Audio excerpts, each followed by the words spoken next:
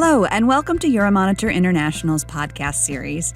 I'm Jessica Ridenauer, and I'm here today with Stella Vatcheva, Global Head of Innovation, and Matt Oster, Senior Industry Manager for Consumer Health, who will be discussing how to innovate in OTC, over-the-counter drugs, through sustainability and digitalization.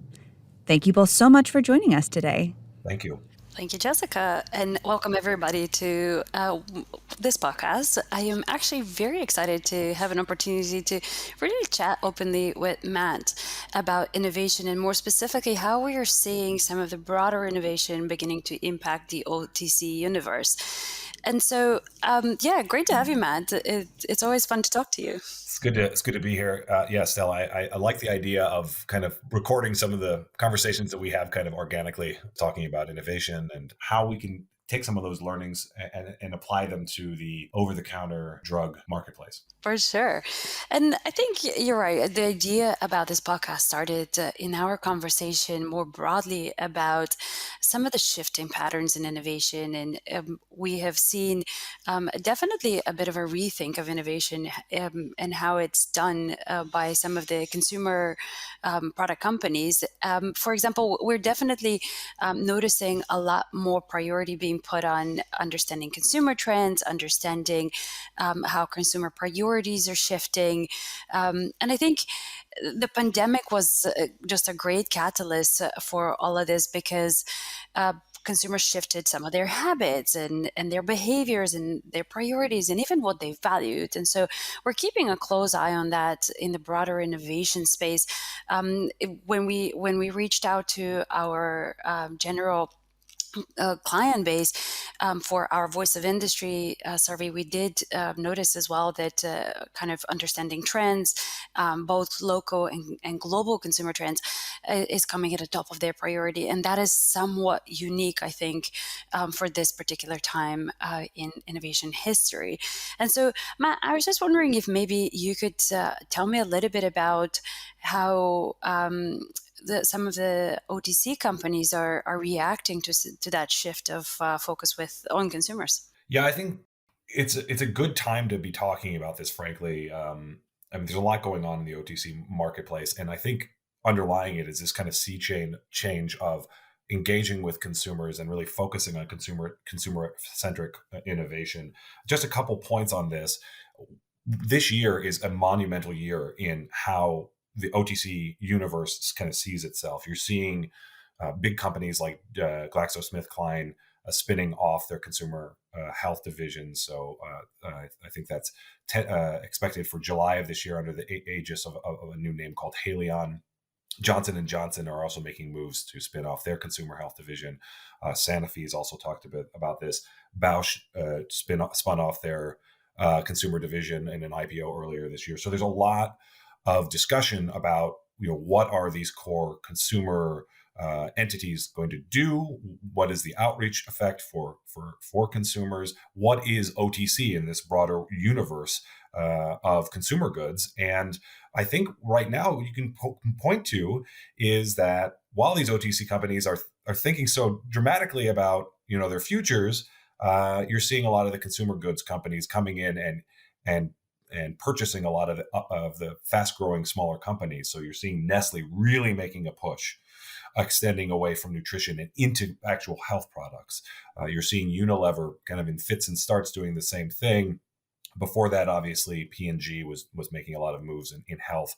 And obviously, Coke and Pepsi are always waiting on the sidelines. So what do these companies bring to the table? And their focus on consumers and their focus on outreach is going to really change how consumer health and OTC products are marketed, how they're formulated, and how they're brought to the consumer, I think, in the next few years. And see, this is fascinating to me because I do also think that a lot of it is very much driven by shifting priorities for consumers themselves to which these big, broad companies are reacting to. And for sure, we know, for example, top priority accelerated by the pandemic is this focus on health and prevention. And so probably unsurprisingly, we're starting to see some of these consumer companies wanting to tap into this space and get closer to their consumers.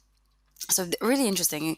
I think More broadly, when we look at trends, and as our listener will know, we do monitor both long-term megatrends and the global consumer trends annually. We do see some of these shifts over time, and what we've noticed that as a result of the pandemic, there is a much bigger priority on two interesting spaces. One of them is digital living, and the other one is sustainability. And on one hand, we see companies kind of prioritizing investment in those spaces, and on the other hand, we see that consumers increasingly expect both kind of this digital connectedness to the brands they choose to associate with, and sustainability as almost a prerequisite in selecting what brands and products they choose to associate with. So it's really powerful to kind of evaluate that maybe a little bit more in the broader space, and then look at how it impacts OTC. So if you're good with that, Matt, I thought maybe we dive into each of them separately, and maybe just have a quick comparison of what's happening in the broader universe versus OTC. Let's do it. Awesome. Perfect. So looking at digital living has been on the rise, particularly kind of enabled by the high penetration of smartphones, internet connections. We know that the vast majority of global households do have a smartphone in 2020. So I think that it's about 3/4 of households globally, and we know that will increase to 95% by 2040. So definitely consumers have a lot of information at their fingertips, and they are making informed decisions for just about everything. On top of that, I think the pandemic created kind of a heightened reliance on these digital devices, because our lives effectively moved online. It was how we connected, it was how children were educated, how people were entertained, how purchases were done. And this period essentially led to more people come online, even those cohorts that traditionally weren't as digitally native. And we're seeing these habits kind of sustain even as the world wanes off of the pandemic and moves on to other habits and other values. And it is definitely a turning point. And so it's interesting to see how companies have reacted to that. And so I think in every industry you tap into, you would see some form of digital living and investment in establishing that direct connection with consumers. A couple of good examples that have crossed my desk lately, I think. One is an app called Wabi, which is essentially owned by Coca-Cola. It is an app in Latin America, and it provides kind of quick purchasing of essential goods. So anything from soft drinks to snacks to maybe alcoholic drinks and some basics for the household. And it's a big pivot for Latin America, because there the traditional trade is so established, and so to move that on a digital platform is really, really interesting. So we're definitely seeing kind of this digital living and the expectation of convenience and expectation of connectedness much more established for consumers. And probably in the same breath, of course, we have to think about the data that these companies acquire. And there's a lot of debate whether this data is okay to hand over. But ultimately, as consumers hand over their personal information, there is certainly a heightened expectation that they will receive more or personalized or tailored offer, because these companies now know more about them. And I think an example, there's plenty of those examples kind of within the beauty and personal care space. But a great example is some of the digitally native brands like Glossier, which have been doing that for a really long time, essentially since inception. And we see them kind of really embracing that and trying to deliver a much more personal experience, a much more personalized message.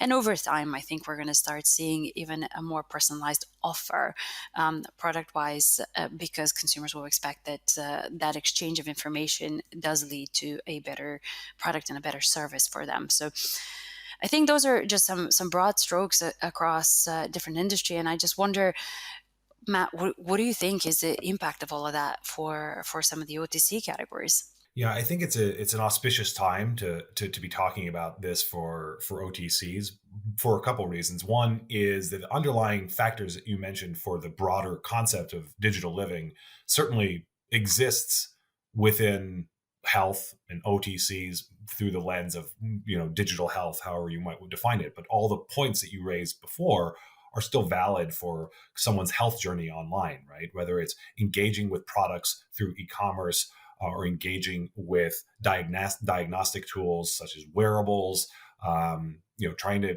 engage with health education through websites and through apps, and a variety of other factors that are kind of in some cases in its infancy, but we can see both the promise and the demand, which has arisen dramatically during COVID. Right. So one good example is the rise of telehealth, which, though it kind of came back to earth a bit in 2021, because people were able to go back to their general practitioners and their doctors face to face, and be able to, and many people availed themselves of that option. What we forget is that most of those consumers were completely adamantly against the concept of telehealth before COVID even happened. And so we have this step change effect where people have more trust in remote services like that. And so that really does broaden the lens for how do you engage with health from a digital perspective, right? So if you narrow that to consumer health, to OTC, it's a tricky time, right? Because you can see the potential here, which is abundant. You can see also some of the pitfalls due to privacy rules, like you're mentioning, and really how much can an individual brand or company extend to embed itself with consumers' health awareness and health goals. But what I think you're seeing at the moment as the prevailing perspective about how OTC engages with this is through partnerships, right? Because there's only so far you can go with your individual brand or with your own individual product lines, right? So there are some companies that are engaging with how to partner with established digital health companies, apps, and products like wearables, engagement with services like, for instance, personalized nutrition as an option. There's a lot of opportunities here. I think the only really downside risk is whether regulations will impede growth, because it seems certain that consumers are going to be engaging with these services more and more. Now, one example I'd like to throw out there, amongst many that are just trials at this point, really, but I think they really showcases this kind of mix that digital health has between products, which is the bread and butter of OTC, and services, right? Is the Nicorette Quick Mist Smart Track app from Johnson & Johnson, which was launched last year in the UK. That is a combination of the product, which is Nicorette Quick Mist, but a service through the creation of a personalized smoking cessation plan that helps consumers track their progress. And this will allow for improvement of maybe the likelihood that they actually can stop smoking, rather than just the product itself would be able to do. So it's really an extension of the product's messaging and benefits. And I think this is fascinating because, to your point earlier, consumers were a little bit averse about transitioning their health needs over on a digital platform, and it's really interesting to see how this is becoming a little bit more integrated, and definitely I think as we watch these trends, we see them emerge, we see them develop, mature, and eventually become almost like a mandate from consumers of what they expect in the offer, and with digital living, it is looking more like a mandate after the pandemic, or as the pandemic winds down, and to see some of these hints even in OTC, it's absolutely fascinating. So thanks for that, Matt. That was really interesting. But speaking of mandates, I think another one that we probably should consider is sustainability, which sustainable living is very much at front of mind for consumers today.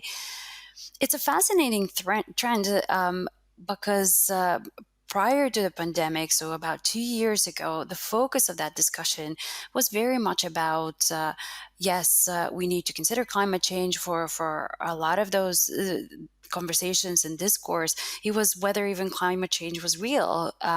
We did see the eco warrior activists kind of bring the topic into the mainstream. Some companies reacted to it and were thinking about the impact of some of their activities. However, the pandemic itself really centered the debate on our ability to avert yet another preventable global crisis. And as a result of all of this, we have definitely seen a flurry of commitments across businesses on reducing their impact on the environment, on net zero policies, and contributing positively to society. And there's definitely a data all around to show that, not only in kind of the number of companies and CEOs that have come out to commit to that, but more generally in terms of how much businesses are prioritizing that. So in our sustainability survey, which we've been running for years, in 2019, something like reducing the impact on the environment was definitely top of the agenda. But things like supporting communities was probably about half of the companies said that that's something they're considering. In 2021, we're seeing nearly two-thirds of companies kind of putting that as a priority. And another one that's really interesting from our respondents is being a purpose-driven business, and that essentially encompasses kind of everything. Purpose encompasses both the impact on the environment, the impact on communities, and our general contribution that businesses are supposed to deliver positive change and good. And so we're seeing consumers definitely also picking up that trend and the vibe. Now, we know that typically consumers have shied away from putting money behind their belief in sustainability, and sometimes it is because of maybe lack of availability of products, or products were more premium and somewhat out of reach, or the convenience of having a product that with available with those labels, and that transparency is also something.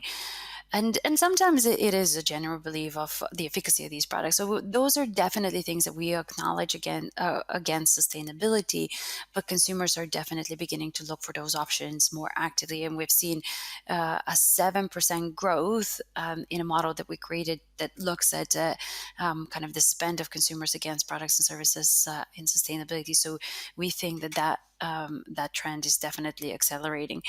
And as we begin to think, how business is impacted and how products are reacting to this, I think there's a couple of really obvious ones. And I just wonder, Matt, whether any of them will be kind of transposed over to OTC. So essentially, there is the easy one to tackle, which is packaging, and we're seeing a ton of alternative models coming to the surface. So whether we're looking at a company like Beiersdorf, for example, which in Germany has switched out its packaging to a bio-based renewable plastic, and is really looking to kind of remove the single-use plastic from its portfolio, or whether we're looking at different business models altogether. So things like refillables, bulk sales across both food and beauty and personal care, even into home care. So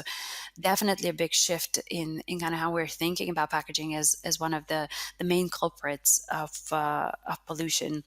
And I think if we broaden the lens a little bit and think about sustainability, there's also kind of the angle around the right claims. So how are consumers navigating this whole space? How are they understanding what those claims actually mean? What's a traceable product, or what is an organic product, or what's sustainably made, or whatever they are. And there's a lot of effort by companies to try to be more explicit and provide that information and put that forward as part of their value proposition across all industries. So you see that definitely in packaged food and soft drinks, and definitely in beauty and personal care, home care, so with pet care, all of them. So we're definitely seeing that transition into a more clear communication directly to what consumers are expecting from these brands. And so those, I'd say, are probably the main transitions around kind of sustainable living. And I just wonder how do you think it will impact some of the OTC companies? Yeah, I mean, this is why I like having conversations with you, Stella, because I feel like from your perch in innovation, you are seeing ideas kind of going through these CPG companies that are maybe a few years away for OTC. I think the basic premise here is that OTCs start, several years behind some of these adjacencies within consumer goods, and for good reason, right? Consumers kind of treat OTCs differently, at least up until now, because what do they want out of OTC products? They want to feel better. They want efficacy. They don't necessarily want to scrutinize labels for sustainability claims. But what you have seen over the past few years is that consumers are speaking with one voice, right? So if they're engaging with a product in beauty or a product in foods and then they're engaging with the claims made by those companies around sustainability, it's only a matter of time until they ask for the same perspective from their OTC products. And I think the OTC players know this, right? So in the last 18 months or so, you've seen major commitments for the first time from the major OTC players, GSK, Bayer, Johnson & Johnson, Sanofi, many others, where they detail their sustainable development goals. So it is becoming a factor that I think the major players are incorporating into their messaging, because they recognize that consumers are really starting to gravitate, at least in some cases, to sustainability. Now, the one thing I would like to stress, which I think is kind of a counterpoint to what you were saying, Stella, is that they're still OTC companies have a limited reach in making big changes to sustainability in the near term, right? I mean, obviously these goals are decade-long goals, so there are going to be changes that are going to happen over that time. But if you're thinking about changes within the next year or two, I think that the OTC companies need to engage with kind of a triage approach, right? Engaging with offerings and opportunities that can meaningfully change, for instance, their carbon footprint and extend their sustainability projects, while at the same time thinking about the broader network of supply chains, ingredient sourcing, onshoring certain products, engaging with suppliers. All those take time. And even on the packaging front, that takes some time, but it's maybe a little less onerous. So engaging with how are these products packaged. There are some innovations in the space around, for instance, making recyclable blister packs or making compostable packaging. That's a little bit in the future, but you can see that coming to the fore more than maybe wholesale changes to supply chains and other aspects on those fronts. Given the fact that there's so much to do and these companies are so large, I think that we should really pinpoint that I think a lot of the innovations in the consumer health and the OTC space are going to come from mid-market or smaller companies, right? So an example I'd like to choose here is Swiss, which is a major vitamins and dietary supplements company in Australia, had released in December a brand extension called Swiss Earth, which is a range of botanical supplements that are all locally sourced in Australia, right, or Australia and New Zealand. And so when they launched this, they could show interactive maps where each of the products ingredients are sourced, right? They could highlight their partnerships with local Aboriginal communities that are used to grow and harvest the ingredients. And then they can also incorporate an eco component within the packaging, right? So you can tell a total story because their footprint is a little bit less global than, for instance, some of the major players. But I think that's where we're going to be heading within the marketplace, and I think that some of those innovations we'll start to see on a relatively soon time horizon over the next couple of years, especially within packaging. Oh, for sure. And I think that generally we tend to monitor some of those smaller mid-market companies across all industries because they are more flexible, more nimble. They are a little bit more connected to the end consumer. Oftentimes they have a direct link to them, and therefore can flex much quicker than some of the larger companies and more established players. So definitely always fun to kind of see what they're coming up and are able to scale, and ultimately what consumers are putting their money behind. But this was fascinating. Thank you, Matt. I just want to leave our listeners with maybe just a couple of headlines. So I'm going to ask you in just a few sentences, what do you think is next for OTC? Well, I mean, I think these are two big areas that OTCs has to grapple with, because that's where consumers are moving. I think subsidiary to that, but also kind of as part of the overall narrative, is the movement towards naturals, especially from OTC companies, and really kind of balancing efficacy versus this movement towards understanding more natural products. I think there's a tie here, overarching everything around education and transparency as drivers of differentiation. So if you are a company in this space, how does your product really work? How does it support consumers' demonstrated health needs? So these are all factors that I think are going to play a role in how OTC products are going to be marketed and how they're going to differentiate themselves in a very crowded marketplace. Amazing. Thank you, Matt. It's always very fun and insightful chatting to you. It's been a pleasure having this conversation, and hope our listeners enjoy it too. Thanks, Stella. Thank you both so much for inviting us into this conversation today. It was so informative. And listeners, if you'd like to learn more about consumer health or innovation, you can visit euromonitor.com/insights.